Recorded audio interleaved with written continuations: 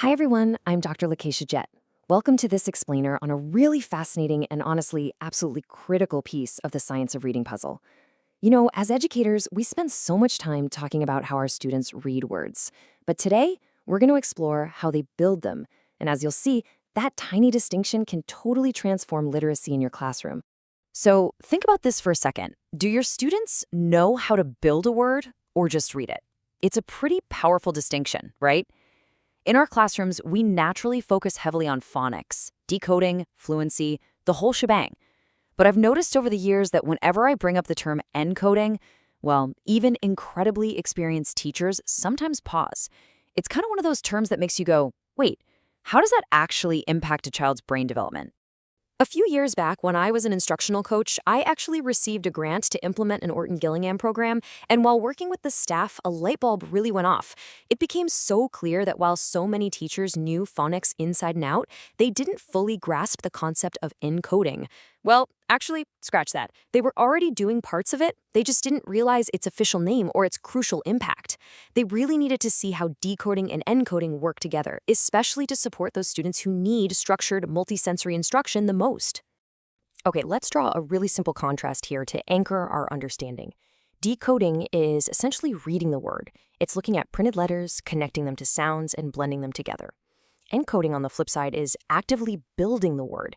And here's the thing, these two are intimately connected. It's like a two-way street. If our students are only reading words but never writing them, they're missing out on a massive opportunity to strengthen that learning in their brains. So what exactly is encoding? In simple terms, it's the process of taking spoken sounds and turning them into written symbols. Practically speaking, encoding is spelling.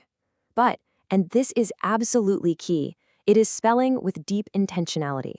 It's exactly what students are doing when they hear a sound, actively connect it to a specific letter pattern, and then physically write it down. Now, you might be wondering, why does this absolutely matter for student success? Well, encoding is not just something we say for that Friday spelling test. No way. It is essential brain work. When students encode, they are actively connecting speech to print.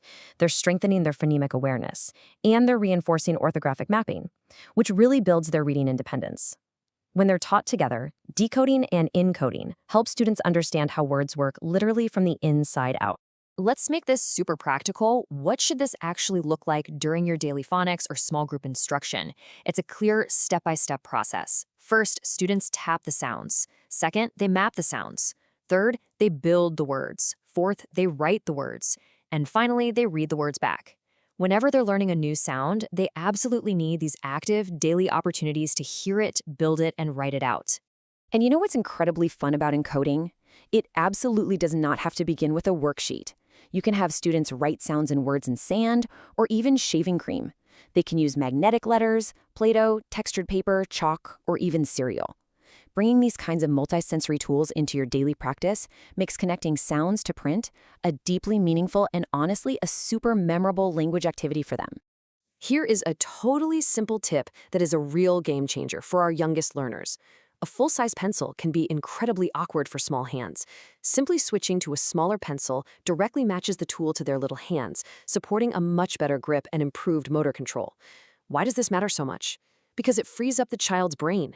Instead of struggling just to hold the tool, they can focus all their cognitive energy entirely on forming letters and connecting sounds.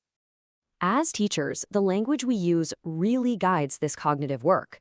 Consider asking actionable, powerful questions like, what sounds do you hear? What letter represents that sound? Or can you top the sounds? These aren't just casual questions, they're strategic instructional tools.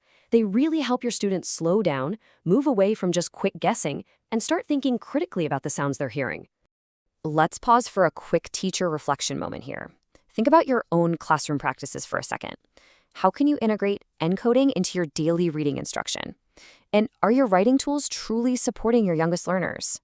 Think about where you can shift away from isolated memorization and start building stronger, more intentional connections between reading and writing every single day.